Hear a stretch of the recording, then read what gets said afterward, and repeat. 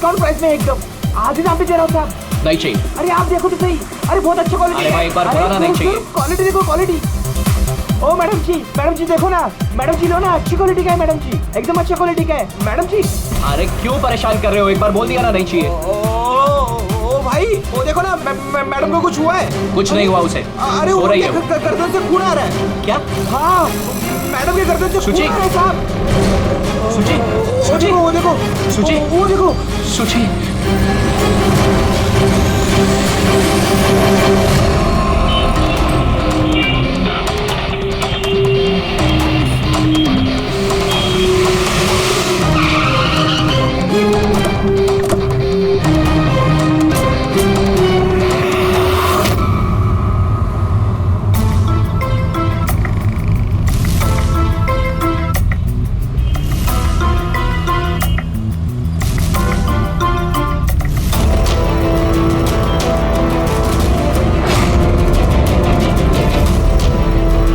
काफी खून बह चुका है, लगता है गोली काफी देर पहले चली थी।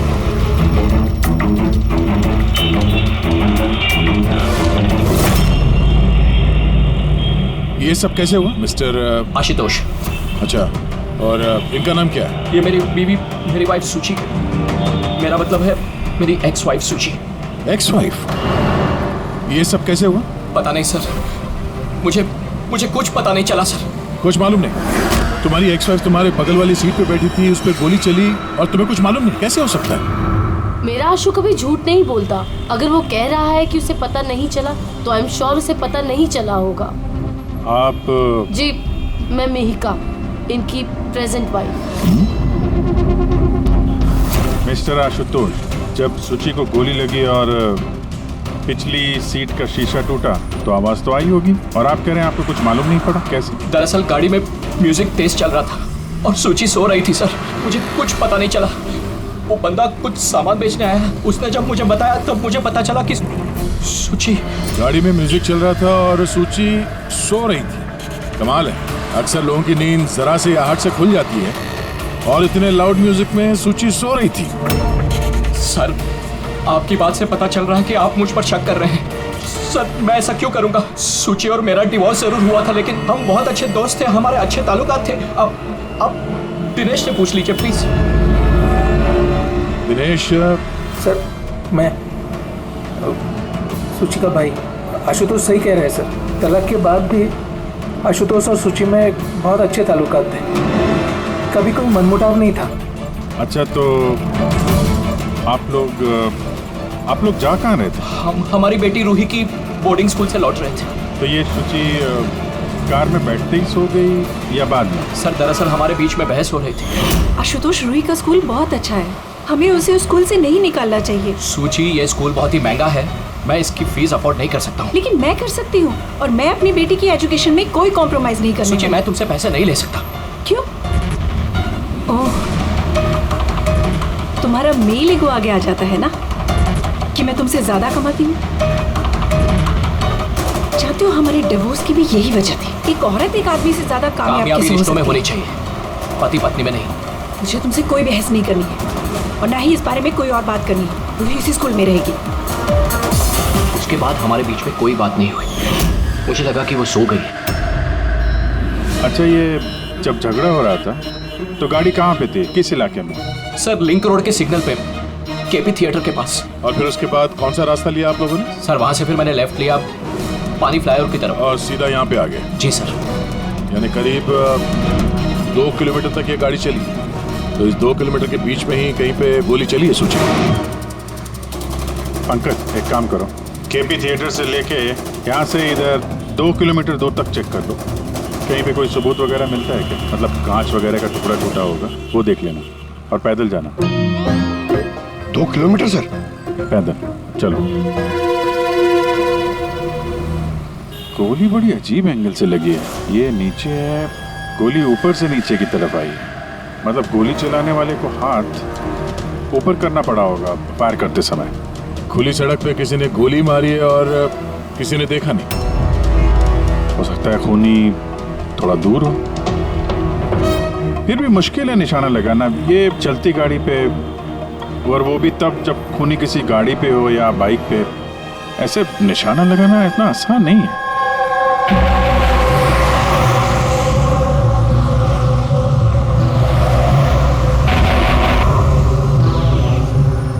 रास्ते में कहीं पे गाड़ी रोकी थी तुमने? सिग्नल पे रोकी थी सर, बस और कहीं नहीं। अगर सिग्नल पे किसी ने गोली चलाई हो या फिर कहीं और से भी गोली चलाई हो तो वो निशाना लगाने के लिए वक्त तो लगेगा। तो किसी ने गोली मारते हुए किसी को देखा कैसे नहीं? हेलो, हाँ सर, ठीक है सर, हम लोग पहुंच रहे हैं। क्या हुआ? एसीपी साहब का फोन था, एक और लाश मिली है कामरे ब्रिज के नीचे।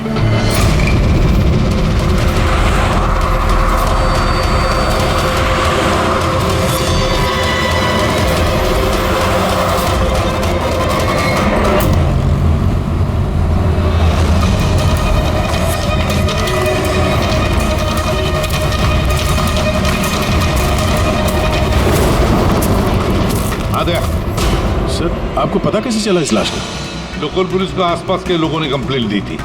2 घंटे पहले लाश मिली है। सिर के पीछे घाव है और पीठ पर भी गोली का निशान।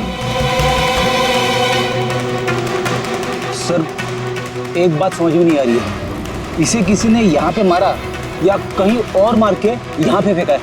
देखते हैं फिर भी। सर, रोड पर एक लवारिस बाइक भी मिली, मुझे लगता है इसी आदमी की वो बाइक।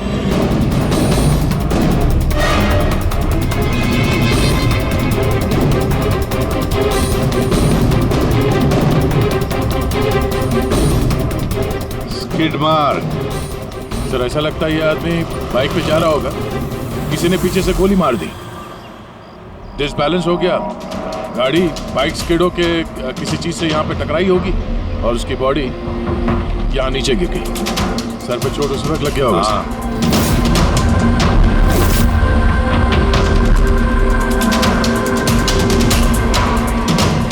सर, समझ में नहीं आ रहा ये आदमी कौन है, इसका कोई आइडेंटिफिकेशन नहीं है। ये मिसिंग पर्सन ब्यूरो में पूछताछ करूं क्या? फ्रेडी, इतनी जल्दी कोई भी मिसिंग पर्सन ब्यूरो में रिपोर्ट दर्ज नहीं करेगा। काम करो, आरटीओ में जाकर इस बाइक का रजिस्ट्रेशन चेक करो, सारे के सारे डिटेल्स मिल जाएंगे, मालिक कौन है वगैरह। दूसरे केस का क्या हुआ, कुछ पता चला? नहीं सर, बड़ा अजीब केस है, समझ में नहीं आ रहा गोली किसने चलाई और कहाँ से। सर, वो पूरा इलाका देख लिया सर, लेकिन कोई सुराग नहीं मिला। ट्रैफिक पुलिस ने क्या बताया? सर, ट्रैफिक पुलिस वाले, वहाँ के दुकानदार और 2-3 जन और जो खड़े थे उन सबसे पूछा सर, किसी को खून के बारे में कुछ नहीं पता। सर, सूची पे गोली चली कहाँ से? देखते हैं। सर, मैंने कहा ना आपसे, मुझे नहीं पता कि सूची को गोली कब और कैसे लगी। आशुतोष, दिनेश, मेहिका, सूची के सबसे करीब थे ना तुम तीनों भी? नहीं? तो फिर अब बताओ, सूची की मौत से तुम तीनों में से किसका फायदा होने वाला था? क्या मतलब? सर, हम सूची को क्यों मारना चाहेंगे? उससे मेरी सगी बहन थी, सगी बहन, मैं अपनी बहन को क्यों मारूंगा सर? करोड़ों रुपयों के लिए। और क्या? करोड़ों रुपयों के लिए। मुझे क्या फायदा हो सकता था? मेरा और सूची का तो ऑलरेडी डिवोर्स हो चुका था। हो सकता है डिवोर्स ही वो वजह हो। डिवोर्स के बाद भी मैं और सूची बहुत अच्छे दोस्त थे, दोस्त की तरह बर्ताव करते थे। ये भी तो हो सकता है ना कि तुम्हारी अपनी पहली बीवी के साथ जो दोस्ती थी वो शायद तुम्हारी दूसरी बीवी को पसंद ना आई। सर, आप ये कैसी बातें कर रहे हैं? मुझे इनकी दोस्ती से क्या प्रॉब्लम होगी? मुझे इनकी दोस्ती से कोई प्रॉब्लम नहीं थी, मैं बिल्कुल भी इनसिक्योर टाइप की लड़की नहीं हूँ। अगर सूची की हत्या तुम तीनों में से किसी ने नहीं की तो फिर किसने मारा सूची को? किसने मारा? मैं बताता हूँ आपको। सूची एक एनजीओ में काम करती थी, उसने वहां पर शैली नाम की एक अकाउंटेंट का भांडाफोड़ किया था, क्योंकि शैली पैसे को लेकर हेराफेरी कर रही थी। तुम्हें लगता है कि शैली का हाथ हो सकता है सबके पीछे? जी हाँ सर, कई बार शैली ने उसको धमकी भी दी थी। सर, मुझे तो लगता है कि ये काम पृथ्वी का हो सकता है। अब ये पृथ्वी कौन है? बड़ा ही बदतमीज किस्म का इंसान है, रोमियो टाइप। सूची ने पुलिस में कंप्लेन भी की थी उसके खिलाफ, कुछ दिन के लिए जेल भी गया था। ठीक है, तुम तीनों जा सकते हो। Thank you sir. Thank you sir.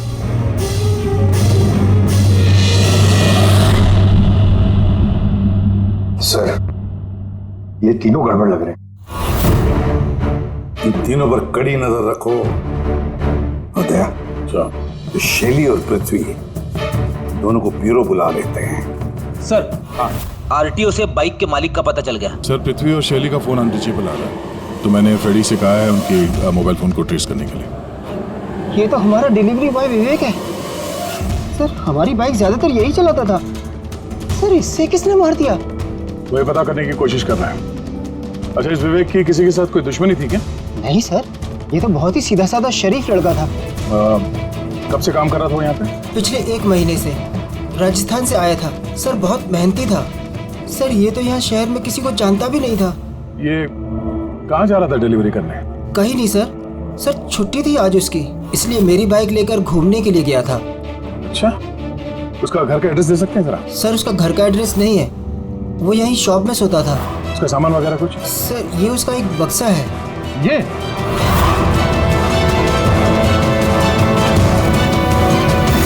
Sir, ये विवेक के बॉक्सेस और सारे सामान चेक किए मैंने, उसमें ये सर्कस के पैम्फलेट्स के अलावा और कुछ नहीं मिला। या तो उसे सर्कस बहुत ही ज्यादा पसंद होगा, या फिर अपने फ्री टाइम में ये पैम्फलेट बना के वो पैसे कमाता होगा। एक ऐसा मर्डर जिसमें सस्पेक्ट ही नहीं है। आखिर से विवेक जैसे गरीब आदमी को मार के किसी को क्या फायदा हो सकता है? यही तो फिर ये सूची का दूसरा मर्डर, जिसमें कई लोगों पर हमें शक है, उनमें से कोई भी गाड़ी के पास जाकर के गोली चला सकता था सूची पर? नहीं बस, आई एम सॉरी बट मैं तुम्हारी बात से सहमत नहीं हूँ। कौन सी बात से? यही कि किसी ने इसे पास से गोली मारी। क्या मतलब?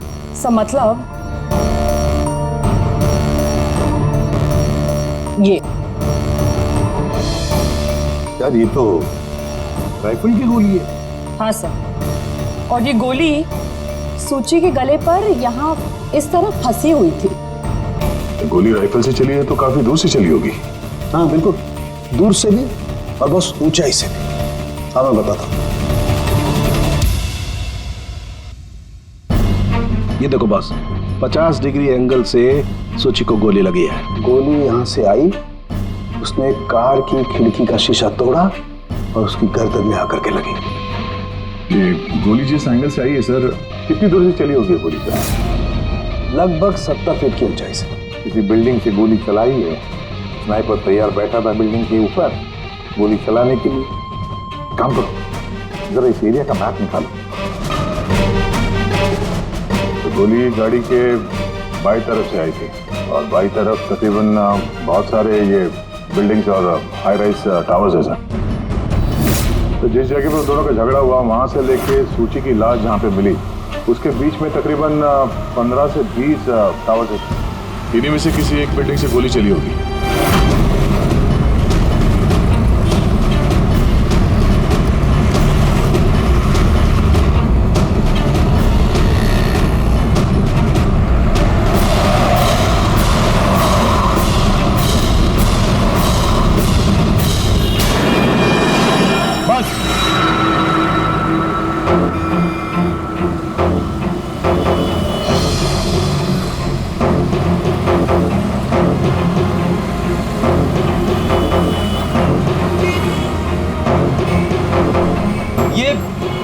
अभिजीत सर के हाथ में क्या?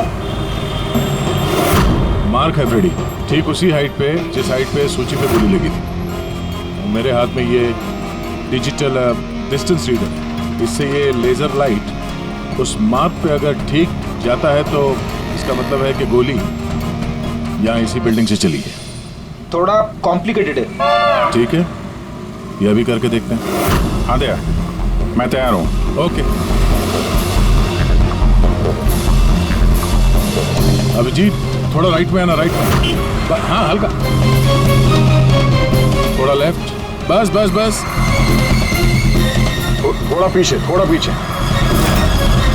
ये देखा, ये लेजर ठीक उस मार्क पे हिट नहीं कर रहा, लग नहीं रहा वहां पे। गोली ऐसे नहीं चली सर। एग्जैक्टली। अरे ये स्नाइपर के पास ज्यादा वक्त थोड़ी ना होगा निशाना इधर उधर करने के लिए, जब उसने सूची पे गोली चलाई। एक काम करते हैं, किसी और बिल्डिंग में देखते हैं। ठीक है, चलो।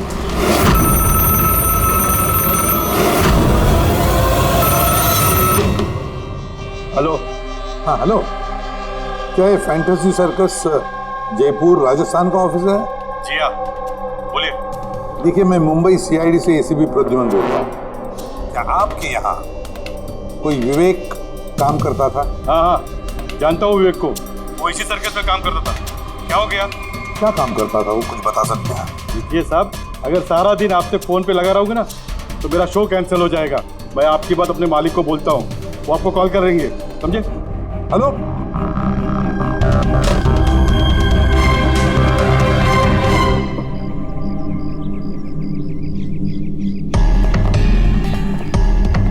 कमाल है सर, बिल्डिंग में वॉचमैन ही नहीं था। लगता है गोली यहीं से चली होगी। देखते हैं। हाँ अभिजीत, रेडी है?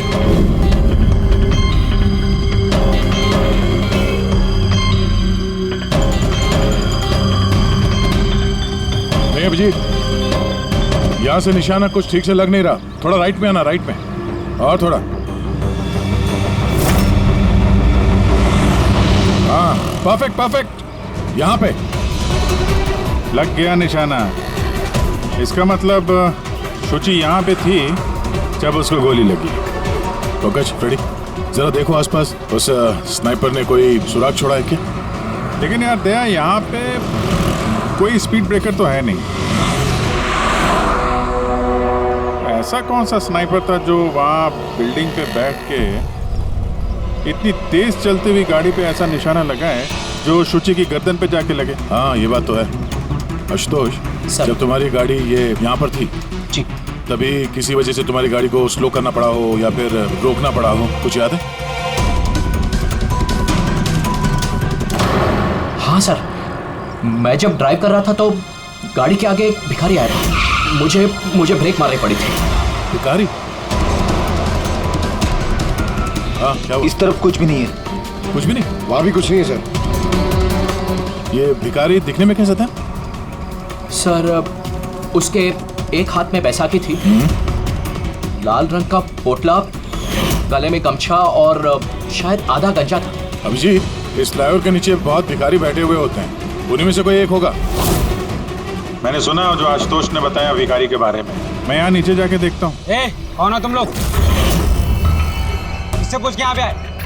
तुम यहाँ के वॉचमैन हो, ड्यूटी पे क्यों नहीं थे? मेरी मर्जी। और तुम कौन होते हो मुझे ड्यूटी सिखाने वाले? सीआईडी। सीआईडी? चाहते हो तुम्हारे वजह से यहाँ पे एक औरत का खून हो गया? मेरी वजह से खून? किसी ने यहाँ छत से नीचे एक औरत पे गोली मारी, क्या जानते हो उसके बारे में?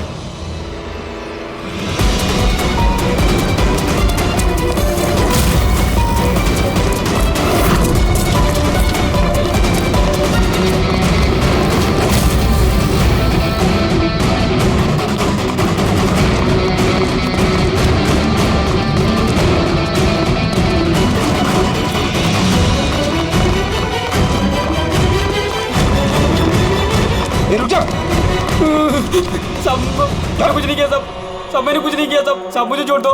कुछ नहीं किया तो भागा क्यों? मैं डर गया था साहब। What? क्यों डर गया था? क्या जानता है इस खून के बारे में? साहब, मैंने पैसे लिए थे, लेकिन उसने ये नहीं बताया था कि वो किसी का खून करने वाला है साहब। कौन था वो आदमी? पहले कभी देखा नहीं साहब। उसने बोला कि वो बिल्डिंग के छत पे अपनी गर्लफ्रेंड को प्रपोज करने वाला है साहब। उसने 2 घंटे को 15,000 रुपए दिए थे साहब। मैंने तो इतने 1 महीने में भी नहीं कमाए साहब। उसने हेलमेट पहन रखा था और चश्मा लगाया हुआ था।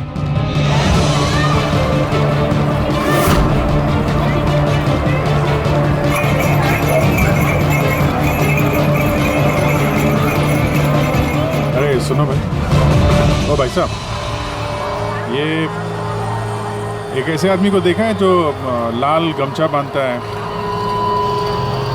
अरे लाल रंग की पोटली रखता है और बैसाखी से चलता है? क्या? अरे सुनो भाई, यार एक आदमी को देखा है तुमने जो लाल रंग का गमछा बांधता है, पोटली है उसके पास लाल रंग की, बैसाखी से चलता है?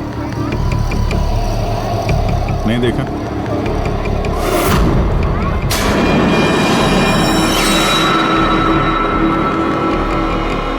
अरे सुनना जरा, अरे सुनो भाई, बात करनी है यार। अरे ए, क्या कर रहा है भाई? अरे रुको यार।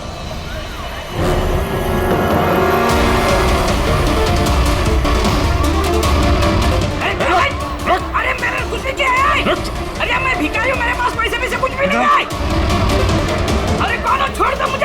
अपाहिज होने का नाटक कर रहा है। तुझे मालूम है बिना पैर के आदमी कैसे जीता है?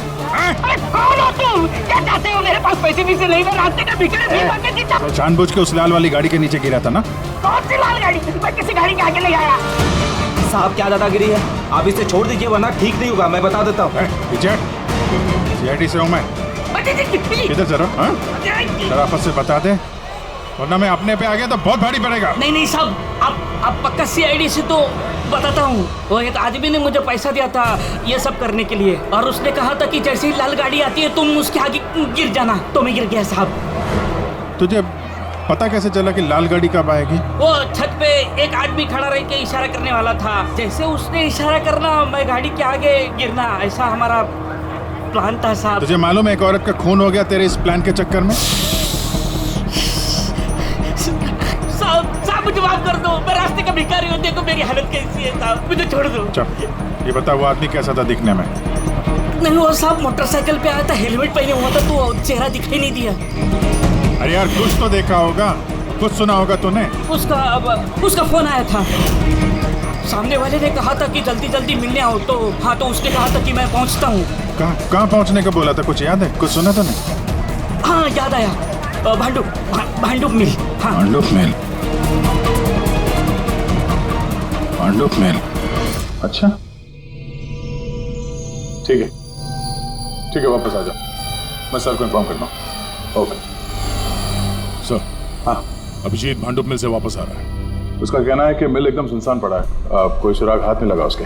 खूनी तो वहीं पे भाग कर गया होगा, हो सकता है अभिजीत पहुंचने से पहले वो वहां से गायब हो गया। पंकज,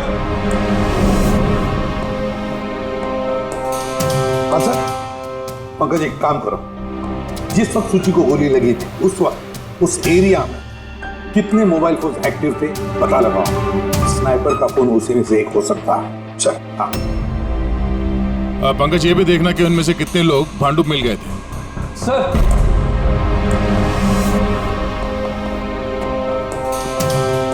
सर अब ये शैली है, NGO अकाउंटेंट। सूची एक NGO में काम करती थी, उसने वहां पर शैली नाम की एक अकाउंटेंट का भांडाफोड़ किया था। और ये पृथ्वी है जिनके खिलाफ सूची ने रिपोर्ट लिखवाई थी। सूची ने पुलिस में कंप्लेन भी की थी उसके खिलाफ, कुछ दिन के लिए जेल भी गया था। आपने सोच भी कैसे लिया कि सूची के खून में मेरा हाथ हो सकता है? हाँ सर, मैंने भी ऐसा कुछ नहीं किया, मैंने किसी का मर्डर नहीं किया सर।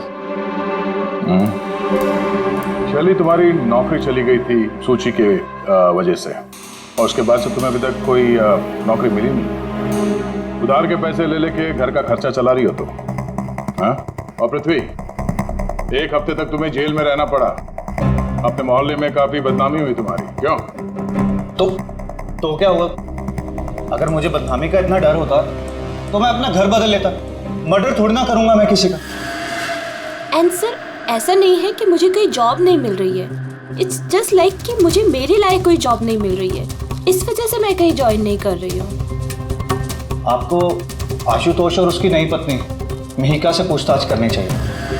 वो आपस में खुश नहीं है लेकिन दिखावा करते हैं। आशुतोष तो सूची के पास वापस जाना चाहता है, शायद मिहिका ने इसीलिए।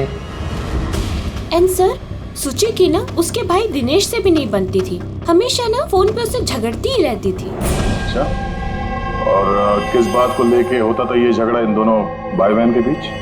एक्चुअली सर दिनेश ने आशुतोष को धमकी दी थी कि सूची से दूर रहे, शायद सूची को यही अच्छा नहीं लगा होगा।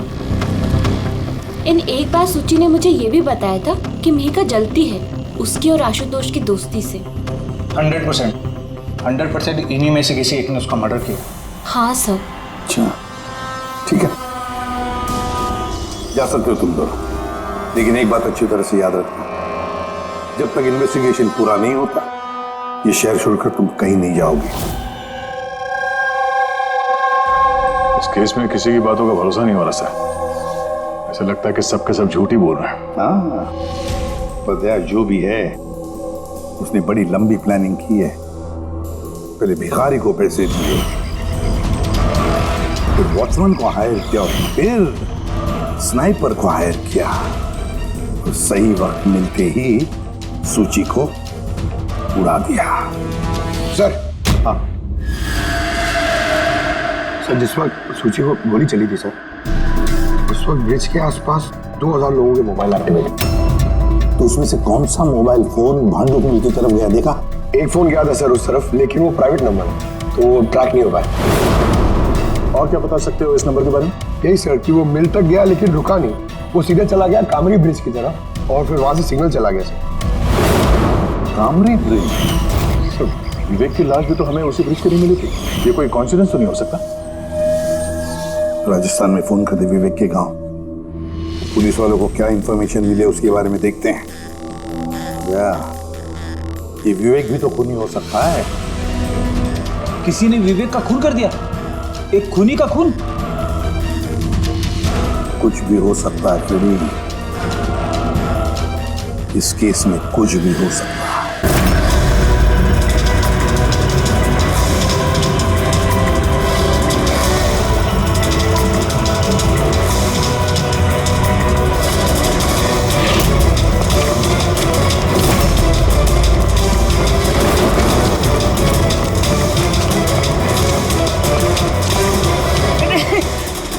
अबे बार बार भागता क्यों है?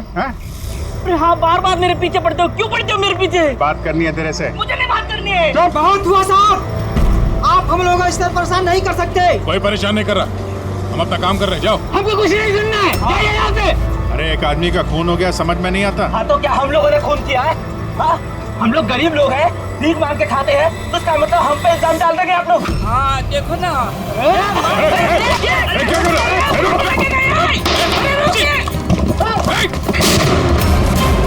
अभिजीत, तुम ठीक हो?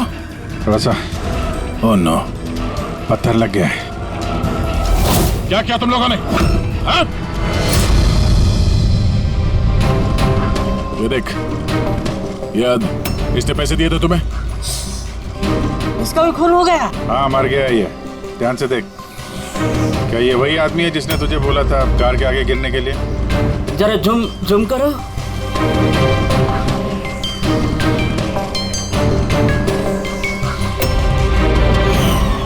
ऐसी घड़ी उसने भी पहनी थी। शायद जिसने पैसे दिए होंगे इस आदमी को, उसी ने सबूत मिटाने के लिए इसे भी मार दिया। हाँ पंकज। हाँ अच्छा। ओह ठीक है ठीक है। Okay thank you. पंकज का फोन था, बता रहा था कि विवेक राजस्थान में किसी सर्कस में काम कर रहा था, निशानेबाज था। 1 महीने पहले उसने सर्कस की नौकरी छोड़ दी। कह रहा था कि मुंबई में कोई अच्छी नौकरी लगी है उसे, और हाँ जाते जाते वहां से वो राइफल वो भी चुरा के ले गया। राइफल चुरा के आया था? सुच्चे की सुपारी लेकर आया होगा यहाँ पे, और ये दुकान पे इसलिए काम कर रहा था ताकि किसी को शक ना हो। हाँ, और इस पूरे जुर्म का जो मास्टरमाइंड है वो राजस्थान तो गया होगा इस विवेक को सुपारी देने के लिए। है कौन ये मास्टरमाइंड जो आंखों के सामने रहकर भी नजर नहीं आ रहा है?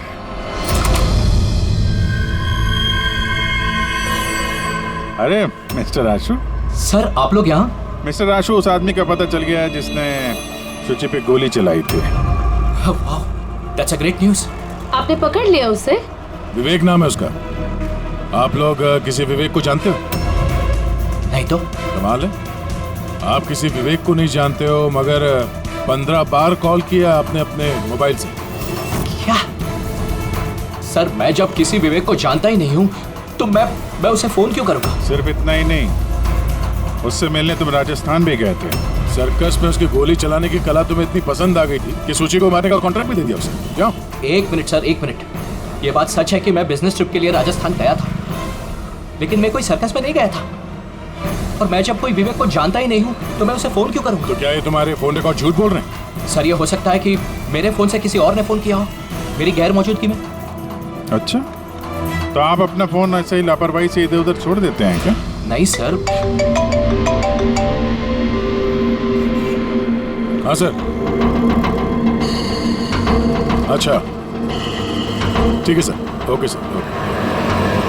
डॉक्टर सालुंकी का फोन था, हमें फॉरेंसिक लैब में बुलाया आशुतोष को लेके। बस सूची यहाँ बैठी हुई थी इस सीट में, और ये इस सीट का हिस्सा है जो पीछे की तरफ, और ये है वो लीवर जिससे सीट आगे पीछे होती है, और इस लीवर को जाम कर दिया गया है। देखो, लीवर को जाम कर दिया गया है। हाँ यार, बस यही सुना कैसे? इसके लिए आपने हमको वहां से बुलाया? पंकज, क्या तेरी पूरी बात सुनो ना। सुराग ये नहीं है कि ये लीवर अटका हुआ है, सुराग ये है कि इसे जानबूझकर पीछे अटकाया गया। और सर, सीट जानबूझ के कोई खराब क्यों करेगा? यही तो हम लोग भी सोच रहे थे। आशुतोष, ये तुम्हारी इस गाड़ी की सीट कब से ऐसी है, कब से पीछे अटकी पड़ी है? सर परसों रात तक तो ठीक थी, लेकिन कल सुबह जब निकला तो रिक्लाइन काम नहीं कर रहा था। मेरे पास ठीक कराने का वक्त नहीं था, इसलिए ऐसे ही निकल पड़ा। तालुम के साहब, सीट खराब होने का इस केस से क्या लेना देना? लेना देना है पहले, और लेना देना यह है कि खूनी चाहता था कि सीट पीछे अटकी रहे ताकि सूची की पोजीशन ऐसे रहे पीछे की तरफ। सर, अगर वो आगे बैठती या पीछे बैठती तो उससे खूनी को क्या फर्क पड़ता? खूनी तो गोली चलाने वाला था ना। यार पंकज, तुम एक काम करो, यहाँ ड्राइविंग सीट पे बैठ। सारिका, तुम सूची की जगह। हाँ। अब मान लो कि मैं सूची हूँ, तो जब मैं इस सीट पे बैठी थी तब मेरा सर ऐसे था। बस सूची का सर यहाँ होने का फायदा खूनी को तब मिलता जब उसका एम सूची नहीं, ड्राइविंग सीट पर बैठा हुआ आदमी होता, मतलब आशुतोष होता। लेकिन आशुतोष को किसी भी वजह से बहुत जबरदस्त ब्रेक लगाना पड़ा। ब्रेक की वजह से झटका लगा, और झटके में सूची आगे आई, और बॉस गोली आशुतोष को लगने की बजाय सूची को लग गई। सर, इसका मतलब आशुतोष खूनी नहीं है, बल्कि कोई उसका खून करना चाहता है।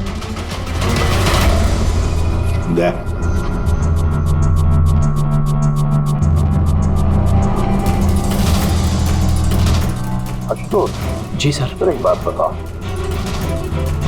तुम्हारा कोई दुश्मन है? कोई ऐसा दुश्मन जो तुम्हारी जान लेना चाहता है? याद करके बताओ, सोचो। नहीं सर, मेरी किसी से कोई दुश्मनी नहीं है। नहीं, कैसे आशुतोष? कोई तो होना चाहिए जिसने उतनी प्लानिंग की है तुम्हारी जान लेने की, सीट को भी जाम कर दिया। नहीं सर, ये हो ही नहीं सकता, क्योंकि ये गाड़ी की एक ही चाबी है, और वो चाबी हमेशा मेरे पास ही रहती है। मुझे तो खुद समझ में नहीं आता सर कि ये सब क्या हो रहा है। कोई बात नहीं आशुतोष, वो जो कोई भी है हम पता करने की कोशिश करेंगे कि कौन है वो जो तुम्हें मारना चाहता है। ठीक है, चलो चलते हैं, आ जाओ। जी सर। सर, हमने आशुतोष को जाने क्यों दिया? अगर खूनी ने फिर से हमला कर दिया तो? देखते रहना पंकज, अब हम आशुतोष की हर मूवमेंट को ट्रैक करेंगे, हर बात हमें सुनाई पड़ेगी। सर, वो किसे? मैंने ट्रांसमीटर बग जो लगाया है।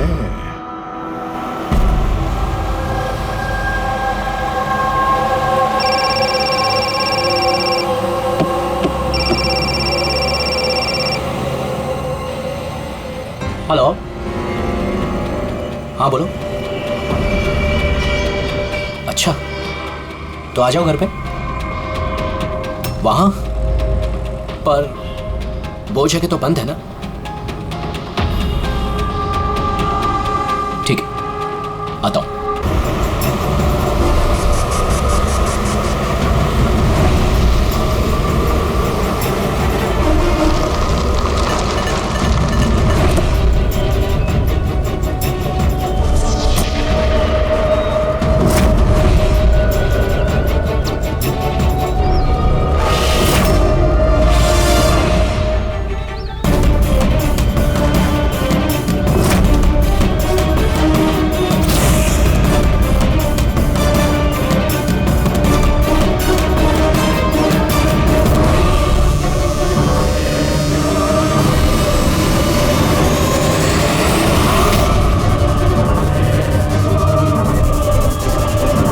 क्या कर रहे हो? गन? माय गॉड, गोलियों की आवाज है। जल्दी चलो, कहीं और एक खून न हो जाए। सब बस पहुंच ही रहे हैं हम लोग। सर, हाँ, हमारा ये वाला जो सस्पेक्ट है सर, अभी अभी खबर आई कि ये भी राजस्थान गया था आशुतोष का पीछा करते करते। ये तो आशुतोष के बिल्कुल करीब था।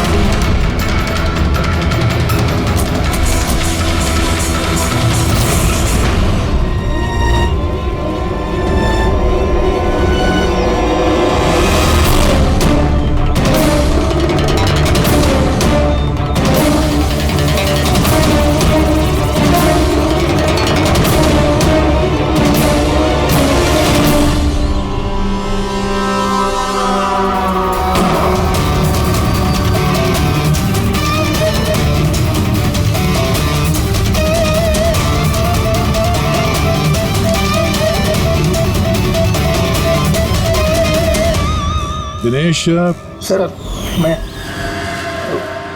सुची का भाई। मर गया सर। मैंने कुछ नहीं किया सर। ये मुझे मारना चाहता था सर। ये मारना चाहता था मुझे। क्यों मारना चाहता था इसमें? सर इसे लग रहा था कि इसकी बहन की बर्बादी का जिम्मेदार मैं हूँ। शादी के बाद सुची डिप्रेशन में चली गई थी और उसे अपने आप को मारने की भी कोशिश की। और ये सब मैं नहीं जानता था सर, बिल्कुल नहीं जानता था। जाने अनजाने में इन दोनों की मौत का जिम्मेदार मैं बना हूँ। जाने अनजाने। पंकज, इसे जरा छांव में बिठा दो। मेरी फोरेंसिक लैब भेज दो।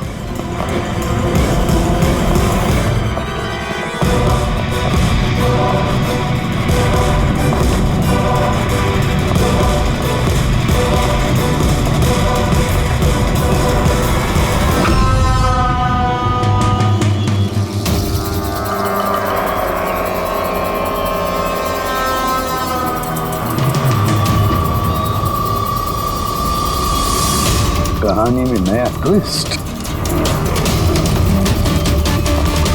Ashutosh,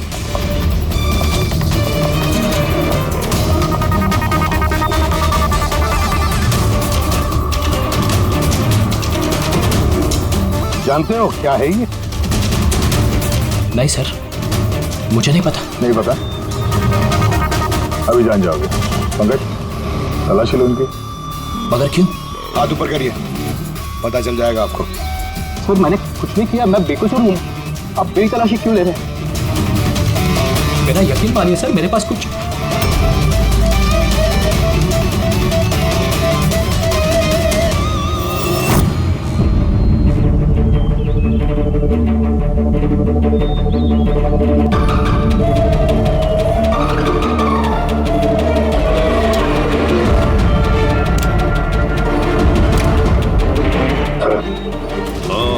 rubber bullets.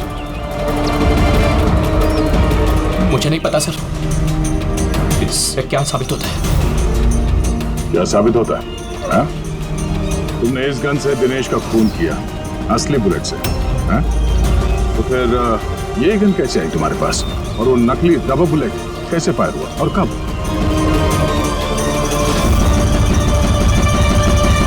सब प्लान मैंने किया था सर।